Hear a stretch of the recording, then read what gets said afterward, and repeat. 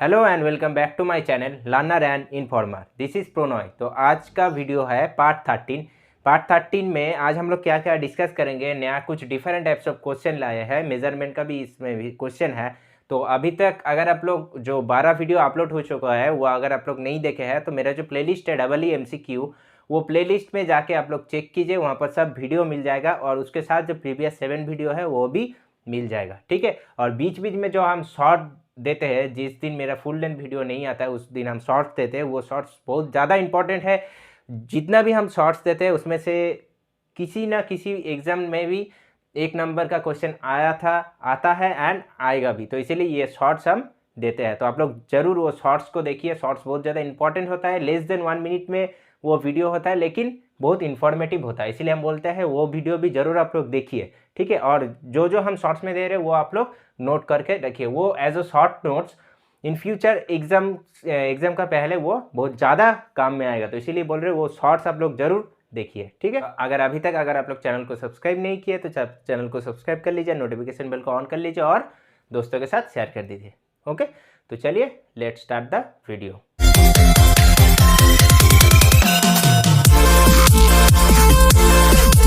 तो देखिए आज का पहला क्वेश्चन क्या है। पहला क्वेश्चन है determine the pole strength of a magnet in Weber when the intensity of magnetization is 10 Weber meter square and the pole area of the magnet is 8 meter square। तो यहाँ पर पोल स्ट्रेंथ निकालने के लिए बोला है और क्या दिया है, वैल्यू है, इंफॉर्मेशन है, इंटेंसिटी ऑफ मैग्नेटाइजेशन दिया हुआ है और उसके साथ पोल एरिया दिया हुआ है। तो कैसे निकालेंगे, एक डायरेक्ट फॉर्मूला होता है। इसका फॉर्मूला क्या होता है, फॉर्मूला होता है आपका intensity of magnetization is equal to pole strength upon pole area. तो क्या है, intensity of magnetization of equals to pole strength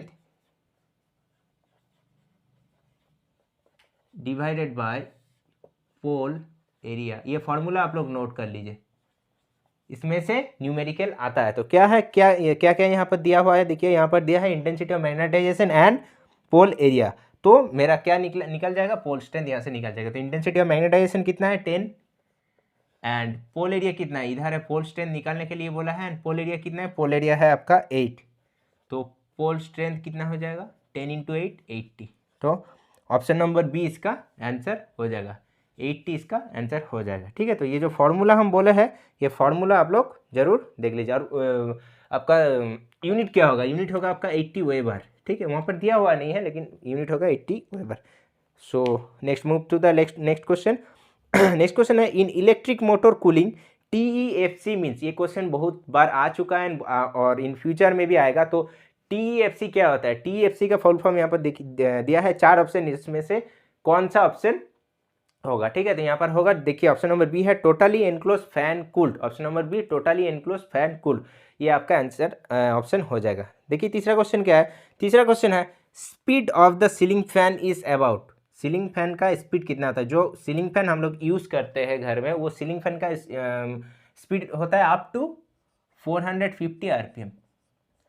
तो देखिए इसका पोल बहुत ज़्यादा होता है इसीलिए इसका स्पीड थोड़ा कम होता है। ठीक है, पोल बहुत ज़्यादा होने के कारण स्पीड कम होता है। पोल अगर जितना आपका कम होगा उतना आपका स्पीड ज़्यादा होगा। क्लियर। चलिए नेक्स्ट क्वेश्चन देखिए।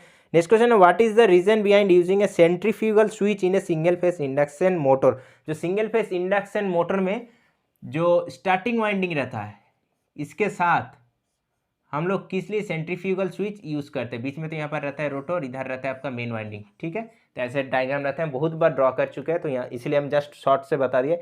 ये होता है आपका स्टार्टिंग वाइंडिंग के साथ किस लिए सेंट्रीफ्यूगल स्विच को कनेक्टेड किया जाता है, क्योंकि to cut off the starting winding at an appropriate instant. Starting winding को एक टाइम में कट ऑफ कर सके, इसीलिए यूज़ किया जाता है सेंट्रीफ्यूगल स्विच। और क्यों कट किया जाता है, जब मोटर 75 to 80% स्पीड अचीव कर लेता है तब आपका ये सेंट्रीफ्यूगल स्विच ओपन हो जाता है। ठीक है, अगर ये सेंट्रीफ्यूगल स्विच ओपन नहीं होगा तो क्या होगा, मोटर बहुत ज़्यादा करंट ड्रॉ करने लगेगा। क्लियर हुआ, ये कॉन्सेप्ट हम पहले भी बोले हैं अभी भी बोल दिए। देखिए नेक्स्ट क्वेश्चन है in a synchronous motor it the back EMF is approximately equal to the applied voltage. Synchronous motor में क्या बोल रहे हैं यहाँ पर, back EMF is equal to EB equal to V कब होता है, E B equals to V, मतलब back E M F is equals to applied voltage कब होता है? जब आपका एक्साइटेशन को 100% बोला जाता है तब ये कंडीशन होता है। ये एक कंडीशन है, जब आपका एक्साइटेशन 100% होगा तब E B equals to V होगा। तो ऑप्शन नंबर देखिए किस में है, पहला है the torque generated is maximum, ये तो नहीं होगा। दूसरा है the excitation is set to be the 100%, ये ऑप्शन नंबर बी इसका आंसर हो जाएगा। ठीक है, कब ये कंडीशन होता है? Back E M F equals to applied voltage, जब आपका एक्साइटेशन 100% होता है। तो next move to the next question. So next question है an industrial consumer has a daily load pattern of 2000 kilowatt 0.8 lagging for 12 hour. ठीक है, एक industrial consumer daily load pattern दिया है, एक है 2000 kilowatt 0.8 lag and 12 hour, and और उसके साथ और एक है जो है 1000 kilowatt unity power factor and 12 hour. तो लोड फैक्टर क्या होता है? तो लोड फैक्टर का फॉर्मूला क्या होता है वो तो आई होप आप लोगों को पता है। लोड फैक्टर होता है average load divided by maximum demand. तो एवरेज लोड या तो यहाँ पर एनर्जी कंज्यूम यहाँ पर हम लोग निकालेंगे। तो पी फॉर्मूला क्या पहले हम लिख देते हैं। लोड फैक्टर यहाँ पर कैसे निकालेंगे? P load factor equals to energy consume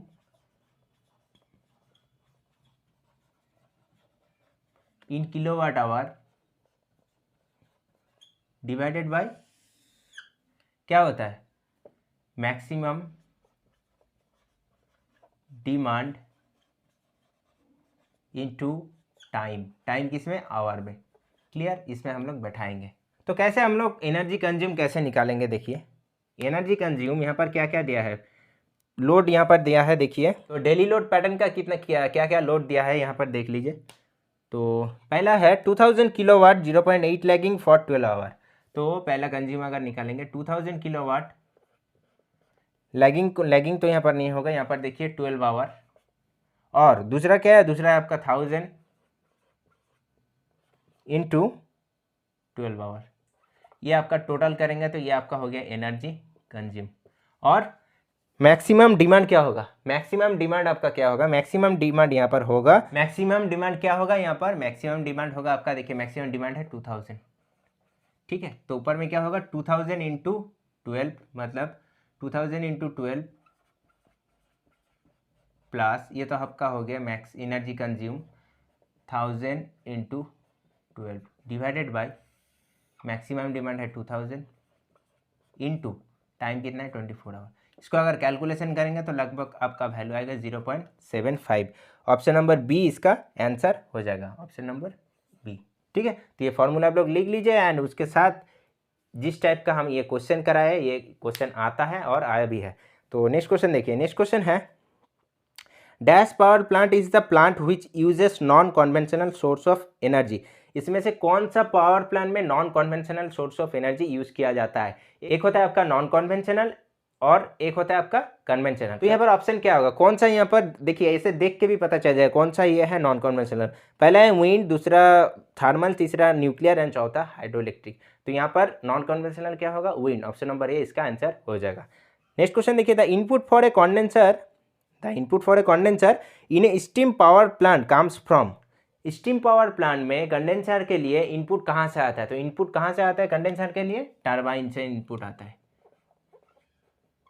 condenser के लिए टरबाइन से इनपुट आता है। ठीक है, तो कौन सा ऑप्शन होगा? ऑप्शन नंबर डी इसका आंसर हो जाएगा। देखिए नेक्स्ट क्वेश्चन है dash voltage regulation is considered to be the best for transmission line. इसमें से जितना भी ऑप्शन है इसमें से कौन सा वोल्टेज रेगुलेशन ट्रांसमिशन लाइन के लिए बेस्ट है?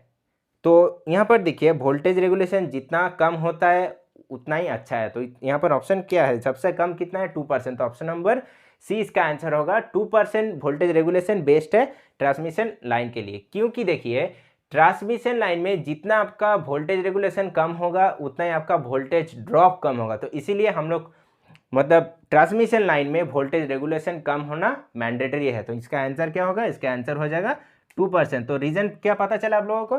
2% इसका आंसर होगा। रीजन क्या है? वोल्टेज जो ड्रॉप है वो कम होगा अगर वोल्टेज रेगुलेशन आपका कम रहेगा तो। क्लियर। नेक्स्ट क्वेश्चन देखिए, नेक्स्ट है under no load condition the current in a transmission line is due to. No load condition में ट्रांसमिशन लाइन में जो करंट फ्लो करता है किस लिए फ्लो करता है? ऑप्शन है corona effect, capacitance of the line, backflow from earth, spinning reserve. तो ऑप्शन क्या होगा यहाँ पर? ऑप्शन होगा आपका कैपेसिटेंस ऑफ द लाइन। तो चार्जिंग करंट किस लिए फ्लो करता है? जो ग्राउंड और ट्रांसमिशन लाइन के बीच में एक कैपेसिटेंस फॉर्म हो जाता है, उसके चलते क्या होता है? चार्जिंग करंट फ्लो होता है। अगर चार्जिंग करंट आपका फ्लो होगा तो आपका voltage regulation and power factor दोनों ही इंप्रूव हो जाता है। तो चार्जिंग करंट फ्लो होने से क्या होता है, हम एक बार लिख देते हैं, तब आप लोगों को देख के याद हो जाएगा। जैसे ट्रांसमिशन लाइन रहता है, ठीक है, और उसके साथ ग्राउंड के साथ एक कैपेसिटेंस फॉर्म हो जाता है, इसलिए क्या चार्जिंग करंट फ्लो होता है। और ये चार्जिंग करंट जब फ्लो होता है तो क्या होता है? पावर फैक्टर आपका इंप्रूव हो जाता है और उसके साथ वोल्टेज रेगुलेशन भी इंप्रूव हो जाता है। तो इसीलिए क्या होता है? इसीलिए आपका एक मेन रीजन होता है सेंडिंग एंड से भी ज़्यादा रिसीविंग एंड में वोल्टेज ज़्यादा हो जाता है। तो सेंडिंग एंड से भी ज़्यादा रिसीविंग एंड में वोल्टेज ज़्यादा हो जाता है। तो ये जो इफेक्ट है वो इफेक्ट को क्या कहा जाता है? Ferranti effect. क्या बोले? Ferranti effect.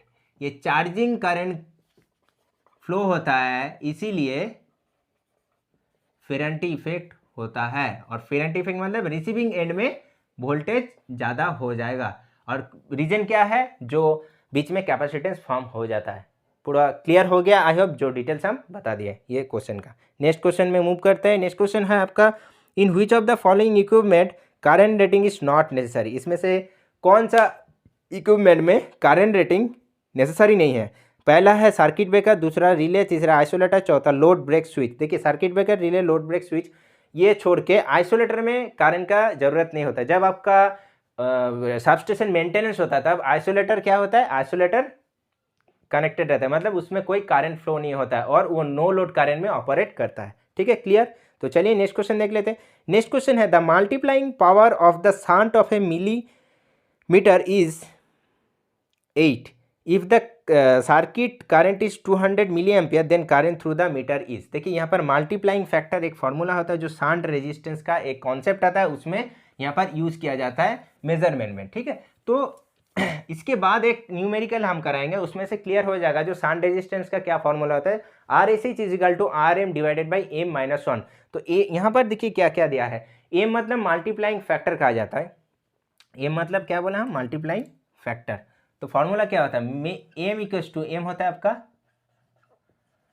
Multiplying factor, M है multiplying factor, equals to I upon I M, ये आपका फॉर्मूला होता है। आई क्या है? टोटल जो करंट है। आई एम क्या है? मीटर करंट है। तो यहाँ पर क्या क्या दिया है? देखिए यहाँ पर दिया है शांट ऑफ ए मिलीमीटर ही चाहिए, मतलब मल्टीप्लाइंग पावर या मल्टीप्लाइंग फैक्टर ये कहा जाता है। तो एम का वैल्यू यहाँ पर आपका दिया है 8 एंड आपका करंट दिया है, मतलब आई दिया है आपका, आई कितना दिया है आपका? आई दिया है 200 मिली एम्पियर एंड निकालने के लिए क्या बोला है? करंट थ्रू द मीटर, मतलब आई एम को क्या कहा जाता है? Current through the metre.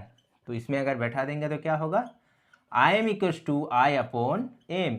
So I, what is the value of I? 200 and what is the value of M? 8। It means कितना वैल्यू आएगा? 25 मिली एम्पियर। इसका आंसर हो जाएगा। कौन सा आंसर होगा? ऑप्शन नंबर ए इसका आंसर हो जाएगा। क्लियर हो गया है आई होप ये। और इसके बाद ही एक न्यूमेरिकल हम करा देंगे, उसमें क्लियर हो जाएगा आप लोगों का ये जो न्यूमेरिकल क्या है। ठीक है, तो चलिए देख लेते हैं नेक्स्ट क्वेश्चन क्या है। नेक्स्ट क्वेश्चन है 10 milli ampere meter having an internal resistance of 100 ohm is to be converted to 0 to 200 milli ampere meter. So what is the value of shunt resistance in ohm is required. तो हम बोले ना shan't resistance का एक directly formula होता है जो हम लोग किस में? मेजरमेंट में किए हैं। ठीक है, तो मेजरमेंट में क्या किया है एक बार देखिए। फॉर्मूला होता है आपका, हम पहले बता दिए, आर एस एच मतलब शांट रेजिस्टेंस एक सीरीज रेजिस्टेंस का भी होता है, R M upon M minus 1, ये आपका फॉर्मूला होता है। सीरीज रेजिस्टेंस में क्या होगा? R M into M minus 1, ये फर्क रहता है और कुछ नहीं। जब आपका शांट यूज़ किया बोलेगा तो ये फॉर्मूला, जब सीरीज बोलेगा तो R M into M minus 1 कर देंगे। तो आर एम अपॉन एम का जगह क्या होगा? हम इससे पहले हम बोला ना एक numerical I upon I M minus 1, तो यहाँ से आपका शांट रेजिस्टेंस निकल जाएगा। तो एक चीज़ देख लीजिए यहाँ पर डायग्राम कैसे होता है, एक बार डायग्राम भी हम आपको ड्रॉ कर देते हैं तो थोड़ा समझने के लिए ईजी हो जाएगा। तो डायग्राम देखिए क्या होता है। डायग्राम देखने से पहले तो देख लीजिए क्वेश्चन में क्या क्या वैल्यू गिवन है। क्वेश्चन है 10 milli ampere meter having an internal resistance of 100 ohm. जो इंटरनल रेजिस्टेंस आपका है कितना है 100 ओहम, ठीक है। इंटरनल रेजिस्टेंस है आपका 100 ओहम और 10 मिली एम्पियर मीटर मतलब इंटरनल जो मतलब मीटर का करंट कितना है 10 मिली एम्पियर, मतलब मीटर का करंट है आपका 10 मिली एम्पियर। टोटल करंट है देखिए कन्वर्टेड किस में कर रहा है 0 to 200 मिली एम्पियर, मतलब टोटल करंट है आपका 200। टोटल करंट है आपका 1 मिनट टोटल करंट है आपका 200। आई एम आपका कितना है आई एम देखिए आपका है 10 मिली एम्पियर एंड जो इंटरनल रेजिस्टेंस और मीटर रेजिस्टेंस वो है आपका 100 ओम, ठीक है। तो तीनों का वैल्यू यहाँ पर ऐसे गिवन रहता है, खाली क्वेश्चन पढ़ के समझना है आप लोगों को और ये जो फॉर्मूला है इसमें बैठा देना है, बस इसमें कैलकुलेशन करेंगे तो मेरा आंसर निकल जाएगा। तो चलिए उससे पहले हम देख लेते हैं कैसे डायग्राम होता है। देखिए एक शांत रेजिस्टेंस कनेक्टेड रहता है, ऐसे डायग्राम हम पहले भी कराए हुए हैं, मतलब जो स्वैम्पिंग रेजिस्टेंस था उसमें, और उसके साथ एक जो R M meter resistance connected रहता है, मीटर रेजिस्टेंस इसको आर एम कहा जाता है, इसको कहा जाता है आर ए सी, और इसमें से मीटर रेजिस्टेंस में से ही मीटर करंट फ्लो होता है, ये तो आपका टोटल करंट फ्लो होता है, ठीक है। तो देखिए आई एम का वैल्यू यहाँ पर दिया है, ठीक है, आई एम का वैल्यू है 10, आर एम का वैल्यू दिया है कितना है 100 एंड आर ए सी का वैल्यू आप लोगों को निकालना है, और किस में कन्वर्ट कर रहा है 200 मिली एम्पियर में, 0 से लेकर 200 मिली एम्पियर में। तो चलिए हम लोग सॉल्व कर लेते तो इजी हो जाएगा। तो कितना आंसर हो जाएगा हम लोग देख लेते हैं एक बार सॉल्व करके क्या होता है, ठीक है। तो आर एम है आपका 100 डिवाइडेड बाई आई है आपका 200, आई एम है आपका 10 - 1, मतलब 10 से अगर डिवाइड करेंगे यहाँ पर आएगा 20, 20 - 1 मतलब 19, मतलब 100 अपन 19 करेंगे तो मेरा आंसर कितना आएगा, 100 को 19 से डिवाइड करेंगे तो कितना आएगा देखिए 19 5 ज़ा 95, सॉरी 5 0 पॉइंट देके फिर आपका 19 2 ज़ा 93 ज़ा ज़्यादा हो जा रहा है 38 20, फिर आपका यहाँ पर 1 तो 19 5 ज़ा 95 और 19 6 ज़ा अगर करेंगे तो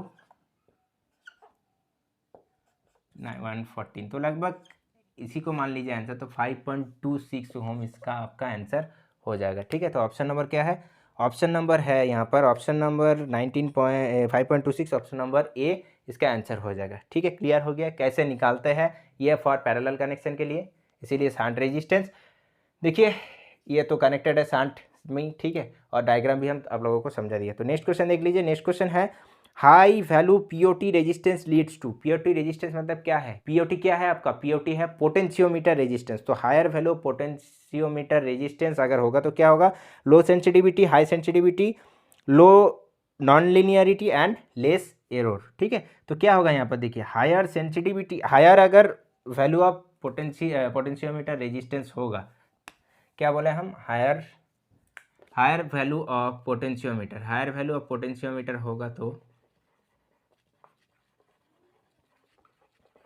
हायर वैल्यू ऑफ पीओटी क्या है, क्वेश्चन में रेजिस्टेंस है, higher value of potential resistance, अगर पोटेंशियोमीटर रेजिस्टेंस अगर हायर होगा तो आपका क्या होगा, वोल्टेज भी आपका हायर होगा, क्लियर, और वोल्टेज अगर हायर होगा तो आपका सेंसिटिविटी भी हाई होगा, सेंसिटिविटी, ठीक है। Higher value of potentiometer resistance is higher, तो उसके साथ ये क्वेश्चन में दिया है कि क्या होगा, high sensitivity, low non linearity ऐसे दिया है। लेकिन किसी किसी क्वेश्चन में ऐसे भी दे सकता है कि हायर वैल्यू ऑफ पीओटी मतलब पोटेंशियोमीटर अगर रेजिस्टेंस हाई होगा तो क्या वोल्टेज इंक्रीज हो सकता है, डिक्रीज हो सकता है, या सेम रह सकता है, या तो नॉन ऑफ द अबव। तो क्या होगा आपका वोल्टेज भी इंक्रीज होता है, उसके साथ साथ सेंसिटिविटी होता है, मतलब हाई सेंसिटिव मतलब सेंसिटिविटी भी हाई होता है, ठीक है। तो क्लियर हो गया। तो आज का जो क्वेश्चन था ना थोड़ा डिफरेंट टाइप्स ऑफ था, मेसिन का भी था, लेकिन मेसिन में जो थोड़ा मतलब मिसलेनियस पार्ट होता है उसमें डिफरेंट टाइप्स ऑफ मशीन्स आता है, उसमें से क्वेश्चन लाए थे। मेन जो टॉपिक था उसमें से थोड़ा हट के हम क्वेश्चन लाए थे, पावर प्लांट का भी क्वेश्चन था, मेजरमेंट था, फिर आपका इसका था पावर सिस्टम का भी था, तो डिफरेंट टाइप्स ऑफ क्वेश्चन भी था। तो अगर आप लोग ये वीडियो से कुछ सीखे हैं तो जरूर आप लोग ये चैनल को सब्सक्राइब कर लीजिए एंड लाइक तो जरूर दीजिएगा एंड नोटिफिकेशन बेल को भी ऑन कर लीजिए और दोस्तों के साथ भी शेयर कर दीजिए ये वीडियो को, ठीक है। और अगर अभी तक भी अगर आप लोग पूरा वीडियो नहीं देखे, मतलब 12 पार्ट ऑलरेडी अपलोड है और उससे पहले भी 7 पार्ट, मतलब 19 वीडियो आप लोगों के पास है, तो 19 वीडियो अगर आप लोग नहीं देखे तो उसमें different types of question and different types of concept हम कराए थे, तो वो अगर आप लोग अभी तक नहीं देखे तो ज़रूर आप लोग वो जो मेरा प्लेलिस्ट है हम बताए आप लोगों को EEMCQ, ये प्लेलिस्ट जाके आप लोग सर्च कीजिए, वहाँ पर सब वीडियो मिल जाएगा एक एक बात, ठीक है। आप लोग देख के समझ जाएंगे, 1 2 3 4 सब आराम से किया हुआ है, तो जाके वो वीडियो आप लोग ज़रूर देखें एंड जो हम कराए जो बोला है वो नोट कीजिए, वो एग्ज़ाम में बहुत ज़्यादा इंपॉर्टेंट है और एग्ज़ाम पॉइंट ऑफ व्यू से हम जितना भी वीडियो होता है सब बनाते हैं। तो देखिए बहुत जल्द शायद RRB जेई का भी वैकेंसी आने वाला है, तो ये जो वीडियो करते हैं हम किसी भी एग्ज़ाम के लिए इंपॉर्टेंट है। RRB जेई NHPC खत्म होने का बाद RRB JE and SSC JE के लिए भी सीरीज़ हम स्टार्ट कर देंगे। तो अभी तो NHPC चल रहा है, PGCL भी एक होने वाला है, दो एग्ज़ाम अभी पेंडिंग है, 2 एग्ज़ाम होगा आपका, तो इसीलिए ये तो इम्पोर्टेंट हो जाता है। या तो आप लोग UPPCL जेई का भी फॉर्म फिल चल रहा है, वो भी आप लोग देख सकते हैं, ठीक है। तो चलिए, अगर मेरा जो दूसरा चैनल है नहीं देखे हैं तो डिस्क्रिप्शन बॉक्स में लिंक है, उसमें जाके आप लोग देख सकते हैं।